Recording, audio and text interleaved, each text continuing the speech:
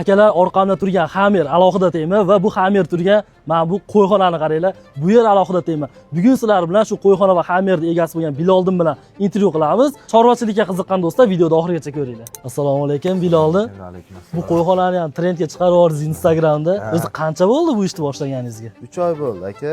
3 oy bo'ldi. 3 oyda buncha katta rezultat qayerdan bo'ldi? Ular hammasi mana shu otami olingan narsalari meni ham qiziqtirib, endi ko'paytiryapmiz billa. Sharoitlar ham zo'r qilingan ekan. Qishga menimcha to'pli pollar ham qo'yilgan bo'lsa kerak. Yo'q, aka. Yaxshi sharoitda klonkalar uriladi qishda.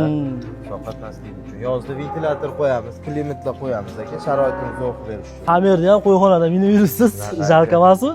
Yo'q aka, bu yerdagi qo'ylarimizni hamma 100 tasini beradi. Yaxshi mehr bersa. Qo'yda baraka bor deyishar, menimcha barakasi shunda bo'lsa kerak. Baraka aka. Hali kiryapti bu yoqda bir boshqacharoq mollarni ham ko'rdim. Mollar ham bor shekilli. Bizda bor, mol, buqa, angus, hammasi yaxshi mollarimiz. Ularni ham bir olib chiqib ko'rsatsak bo'lar ekan obunachilarimizni. Qiziqadigan odamlar bo'lsa, umuman qarshiligim yo'q. Bo'ldi, qiziqtiramiz. Agar mana shu video 10 mingta layk yig'adigan bo'lsa, keyingi safar mollari bor ekan, o'shalarni olib chiqib sizlarga ko'rsatamiz. Bu videoni chorvachilikka qiziqqan do'stlarga albatta yuborib qo'ying. Ana, ovozlar kelib turibdi. Men ham chiqaman deyapti mollar.